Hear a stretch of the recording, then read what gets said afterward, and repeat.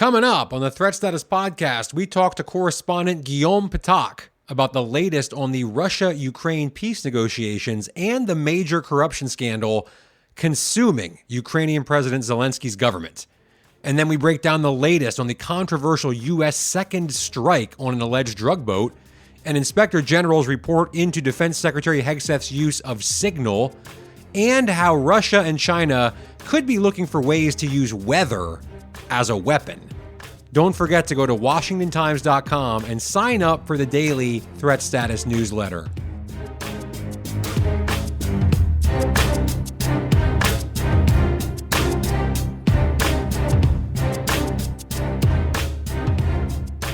Hello and welcome to the Threat Status Podcast. I'm your host, Ben Wolfgang, national security correspondent at the Washington Times. My esteemed co-host Guy Taylor is away this week. He's traveling to the Reagan National Defense Forum in California, and we'll have some exclusive content from that forum on next week's episode, so make sure you stay tuned for that. This week, we are privileged to have Guillaume Ptak join us from Ukraine. His reporting from the front lines of the Russia-Ukraine war has been second to none, and he's got some insights that you're just not going to hear anywhere else about how the Ukrainian people view President Trump's proposal to end the war and what the future holds for the Zelenskyy government in Ukraine. But before we get there, first things first, as always, and there are quite a few things to discuss quickly here. Off the top, we mentioned the Reagan Defense Forum. Friend of the show, John Seward, Washington Times reporter, has an inside look at this year's Reagan National Defense Survey, which always comes ahead of that forum every year. The annual report is a really good resource to see how the American people truly feel about any number of major foreign policy and national security issues. And the big takeaway here to me is twofold. One, 64% of Americans want the U.S. to be more engaged and take the lead internationally. That's almost 2/3 of Americans. 87% say we need to have the most powerful military in the world. So there's some really strong numbers. And I would argue that maybe those numbers actually kind of work against the idea of America lessening its role abroad, which some folks in the MAGA wing of the Republican Party, if you want to call it that, want to see happen. 60% of respondents, by the way, now support committing U.S. forces to defend Taiwan from a potential Chinese invasion. But at the same time, just 45% of respondents in this survey believe the U.S. military, is strong enough to deter foreign aggression. So to me, that's a real and noteworthy disconnect. Now, this is one survey, and we're a long way from the presidential election season of 2028. But my initial read on how that disconnect could play out is, does this open the door politically for the return of more hawkish Republican candidates, sort of that more traditional post 9/11, era, Bush-Cheney era of hawkish Republicans? It seems like that subsection of the party, which had been more or less, I think, taking a back seat to the MAGA philosophy for the better part of a decade now, may have public support for a resurgence, for more defense spending, more sustained engagement abroad, more support for allies, even in, the example of Taiwan there, according to that survey, military engagement against another major power, China. Numbers seem to back up that American people are not only open to those as ideas, but actually support them from their elected officials. So we'll see how those numbers and how those public attitudes, which of course can change kind of on a dime, depending on world events. But if they hold as there seem to be now, that could be very interesting heading into the next presidential election cycle. Speaking of defense, Defense Secretary Pete Hegseth is back under fire yet again. First, the so-called Signal Gate issue, which we've discussed at length on the show many times. Defense Secretary Hegseth and other top officials, of course, used the commercially available act Signal to discuss sensitive U.S. military plans for strikes against Yemen's Houthi rebels earlier this year. Now, the Pentagon's Inspector General released a long-awaited report into Signal Gate this week, and I'd encourage you to go read the whole thing. The headline here is the IG says Hegseth's use of Signal put U.S. troops and their mission at risk. I won't spend too much time expanding on that today because, of course it did. We've detailed on the show repeatedly how, with all due respect, how ludicrous it is on its face to argue that it didn't put the mission at risk to use Signal a commercially available app, and then accidentally add reporter Jeffrey Goldberg to the chat when you're discussing the times and locations of specific U.S. military strikes. So no surprise to me that the report found that. Now, what is a surprise is the follow-on or second strike against an alleged drug boat in the Caribbean in September. The head of U.S. Special Operations Command, Admiral Bradley, was on Capitol Hill today, Thursday, as I record this, briefing key lawmakers about exactly what happened here.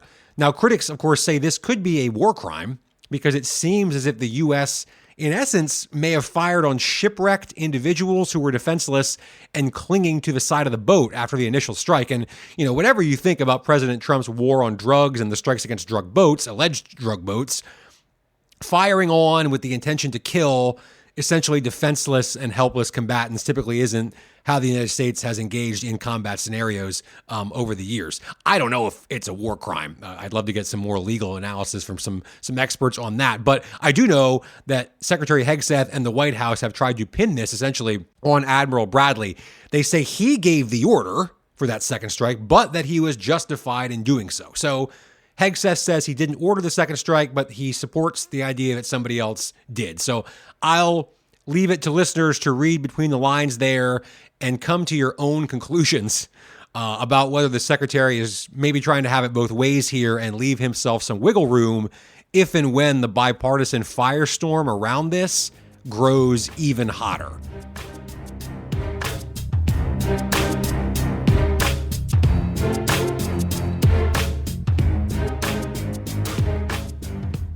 And we are joined now by correspondent Guillaume Ptak, a friend of the show and a frequent threat status contributor based in Ukraine. His frontline dispatches have been invaluable for the Washington Times in our coverage of the Russia-Ukraine war for the past few years. And he's been on the show a couple times before. It's always a pleasure. We know you're busy. We know that sometimes your life is quite literally on the line as you do your work there in a war zone. But we appreciate you being here as always. Thanks for coming back on the Threat Status Podcast. Well, pleasure is all mine. I always have time for you guys, obviously. As for the life on the line, I wouldn't go that far, but in any case, it comes with the territory of reporting out of Ukraine. Fair enough. Let's dive right into this then, because there's been a lot to cover and a lot to talk about. A whirlwind of negotiations over the past few weeks. U.S.-Ukraine talks in Geneva, Ukraine meetings with European officials, a Ukrainian delegation here in the U.S., American officials in Moscow. We can go on. And just today, the Kremlin said that Russian President Putin has, quote unquote, accepted some U.S. proposals on Ukraine and wants to keep the conversation going. Can you give us a sense right now of the mood across Ukraine with respect to these talks and to this potential deal? Is it a feeling, generally speaking, of optimism that an agreement could be on the horizon, or is it more fear or dread that Ukraine could be getting pushed into a deal in which it has to give up territory or otherwise make some really painful concessions here? Well, it's a fairly paradoxical situation because the people that would be first impacted by those talks, those negotiations, have little to no faith whatsoever in the outcome. A friend of mine who is a press officer in the 28th Mechanized Brigade told me that it's going to yield the same results as last time, which is to say none, that Ukraine will have to keep fighting, that the Russians have no intention whatsoever of negotiating, hence those kind of maximalist demands, why they keep repeating things that are kind of non-starters for Ukrainians, because they're not interested in a diplomatic settlement. So there is certainly not optimism, and to be perfectly honest, there's even a kind of growing wariness on the side of the Ukrainians, because there's, as you said, this kind of whirlwind of news, but the situation here doesn't change. Russia keeps pounding Ukraine cities with missiles and drones almost every night. Ukraine soldiers keep dying at the front line. The situation remains extremely difficult. So, nothing much is changing besides the headlines, really. I want to drill into this idea of territorial concessions for a second here, because it's one thing for me to write about this from thousands of miles away in the United States. And sometimes I question, to be honest, whether even the Trump administration fully grasps how big of a deal that would be for Ukraine to give up pieces of its land to the aggressor, Russia. We're talking about potentially land in the Donbass and Crimea as well, which Russia has already controlled for a decade now. But can you put this in perspective for us? Is this a matter of national pride for Ukraine? How emotional an issue is this? The idea of giving up land. Help us understand the context of why this is so important and would be such a tough pill for Ukraine to swallow as part of a deal? Well, let me put it this way. Aside from obviously the kind of emotional implications that you mentioned, I think that Americans can understand what it would feel like to have a foreign power come onto your soil and just tear away pieces of your own land as a freedom-loving nation. But the main concern is that it's not about territory. It never was about territory. In 2014, when Russia annexed Crimea and then started the war in Donbass, they used the occupied territories of Donbass, those kind of proxy self-proclaimed republics, they used them as a tool to interfere in domestic Ukraine politics, and eventually they used them as a springboard for a full-scale invasion. The Ukrainians are under no illusions that Russia's appetites will stop at a couple of additional 100 square miles in the Donbass, a region that Russian forces have devastated, or that they would be satisfied with hectares of agricultural land poisoned by mines and unexploded ordnance. They see this as Russia trying to get a foothold in a more advantageous tactical position to re-equip, to train their forces again, and to have another go at Ukraine. Because Putin's end goal is not about of nibbling at Ukraine's territory. It is about removing Ukraine as an independent, sovereign entity on the doorstep of Russia. Guillaume, it's Guy. Thank you for being there and always jumping on when we ask you to. You had a great dispatch, I think it was a week or two back, and you basically wrote about how Trump's new push for end of war negotiations couldn't come at a worse time politically for Ukrainian President Zelenskyy.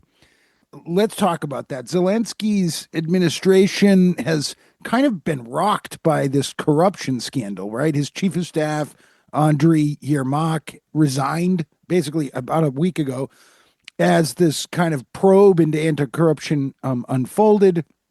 It's tied to the energy sector. So tell us a little bit about that. But what is Zelenskyy's political standing right now amid all of this? Is he weakened at home, really, or is it optics? Does that make him more susceptible from pressure or susceptible to pressure from outside, particularly from the Trump administration? Well, Zelensky's standing in Ukraine is certainly diminished, but you have to bear in mind that this kind of idealized version of Zelenskyy, the Ukrainians themselves, even people who have voted for him, never subscribed to it.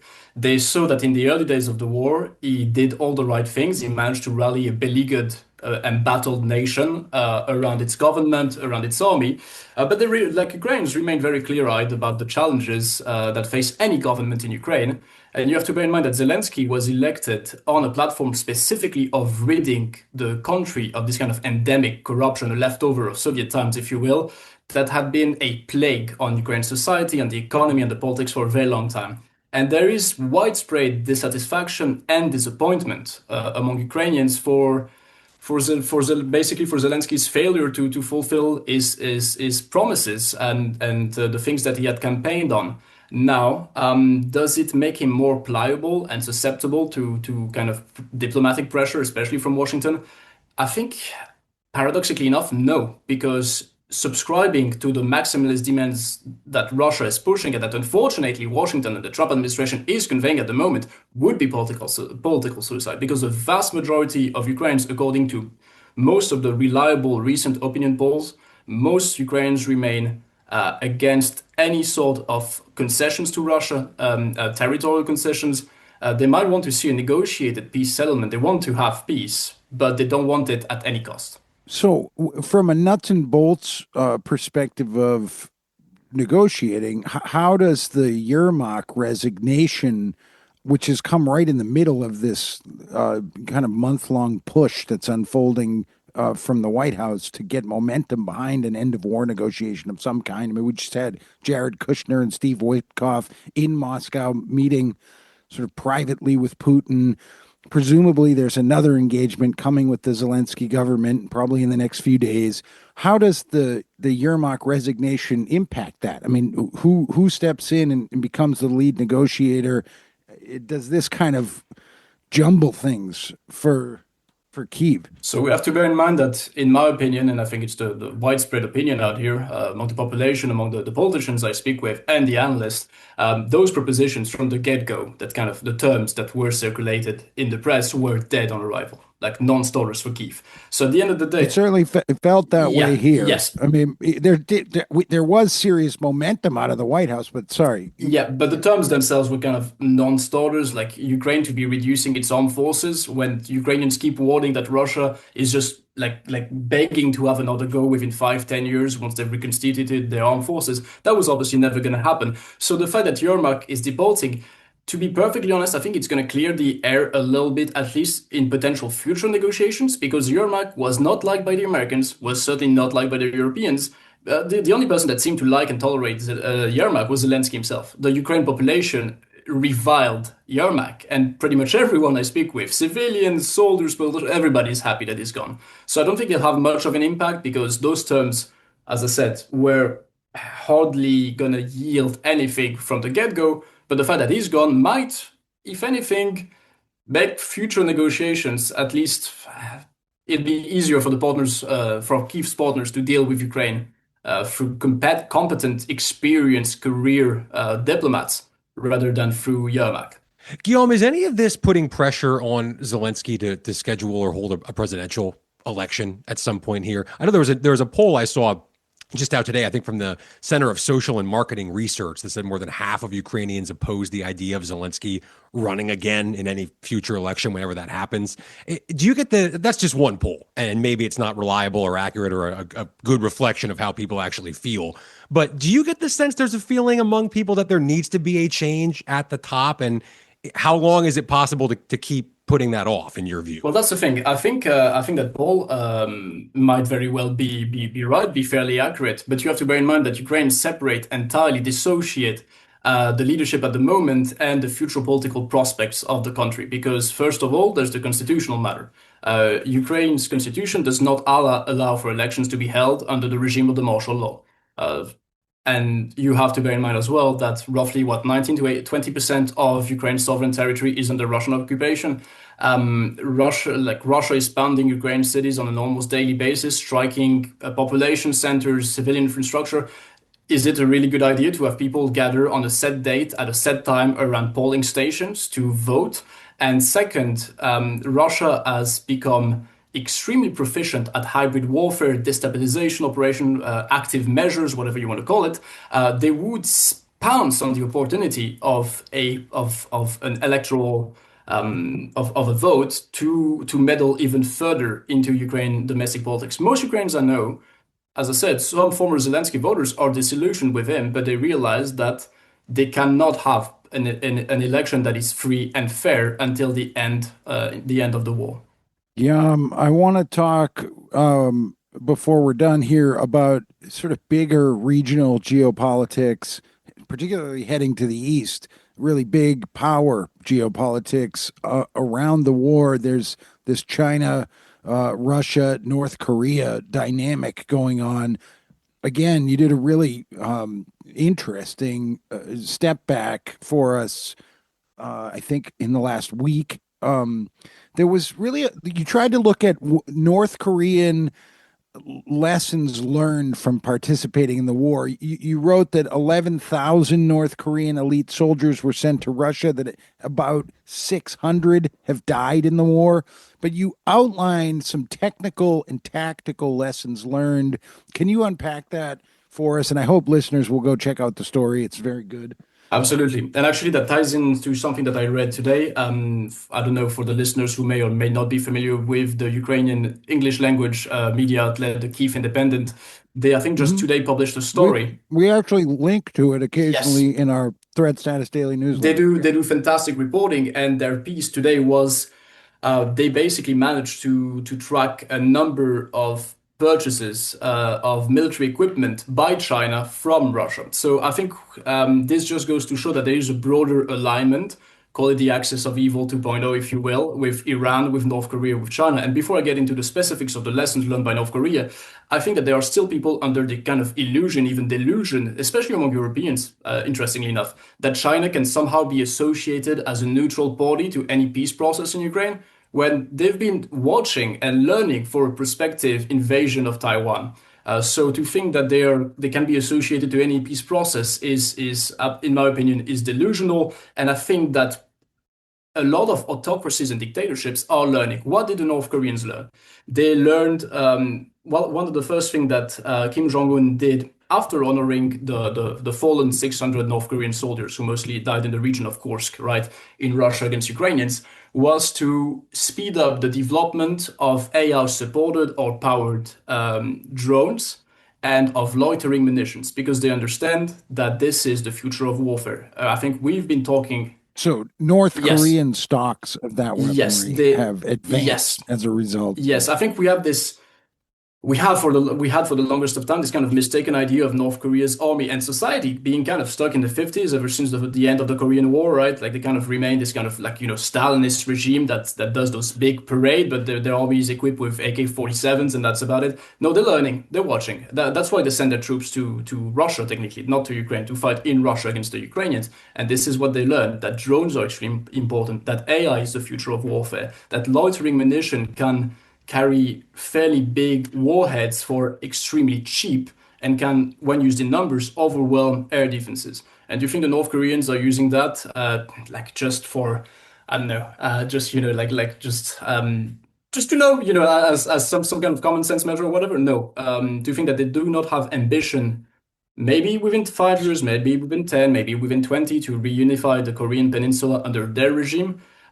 The enemies of democracy are learning, and it worries me when we saw not too long ago the Secretary of Defense post a video with the caption on Twitter, I think, "Have you ever seen a drone drop a grenade?" Yeah, I have, because even like Mexican cartels know how to use drone drop ammunition. Like Venezuelan and Mexican cartels know how to use it. You have rebel groups in the Sudan that know how to use drones. You have the North Koreans who have been learning lessons. You have China acquiring military equipment from the Russians. It is about time that we woke up and understood that the enemies of democracy are learning. It's high time that we did as well.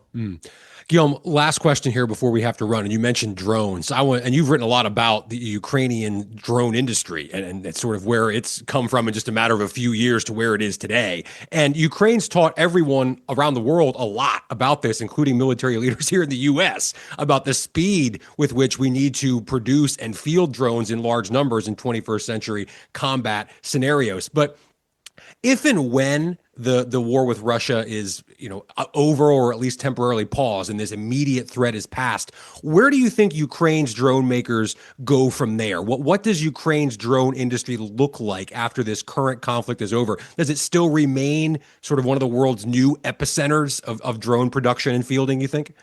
I do think so, provided that the Ukraine government takes the necessary measures. You have to bear in mind that since the beginning of the full-scale invasion, there has been a kind of ban on the export of any sort of military technology, which made sense in the early days because you had to, procure equipment for the armed forces of Ukraine in the first place.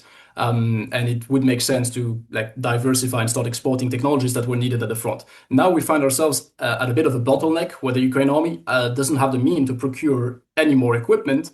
But you have those extremely creative, intelligent, and resourceful companies that keep coming up with new solutions, new equipment.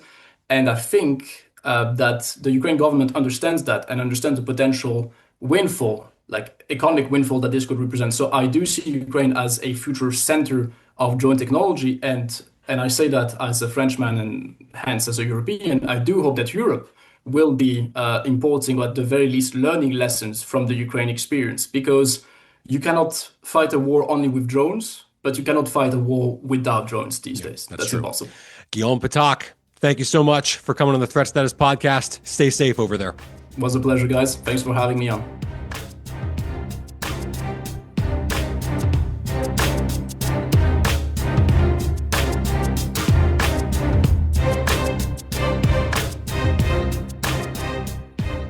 And it's time now for Threat of the Week, our weekly segment here in the show where we identify a threat, whether it's here at home, domestically, or in some corner of the world that we think is impacting U.S. national security right now, this week, as you all listen to the show. And my threat of the week is weaponized weather.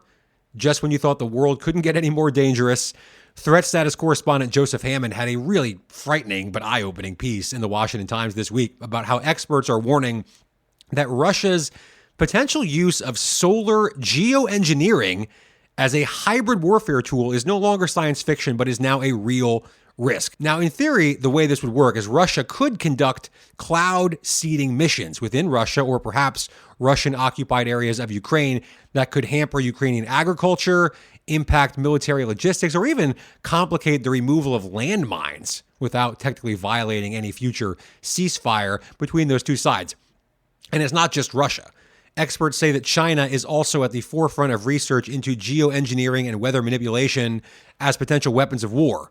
Research into those technologies and the systems needed to manipulate weather patterns for strategic or military purposes, apparently, experts say, have been taking place under the premise or the guise of climate change research. Interesting how that's all played out. Now, the U.S., Russia, and China agreed to abandon the use of weather as a weapon of war under the Environmental Modification Convention all the way back in 1978. But Russia, of course, has a decades-long track record of violating agreements it signed, as I wrote about recently in the Washington Times, and we just discussed a few minutes ago with Guillaume Ptak.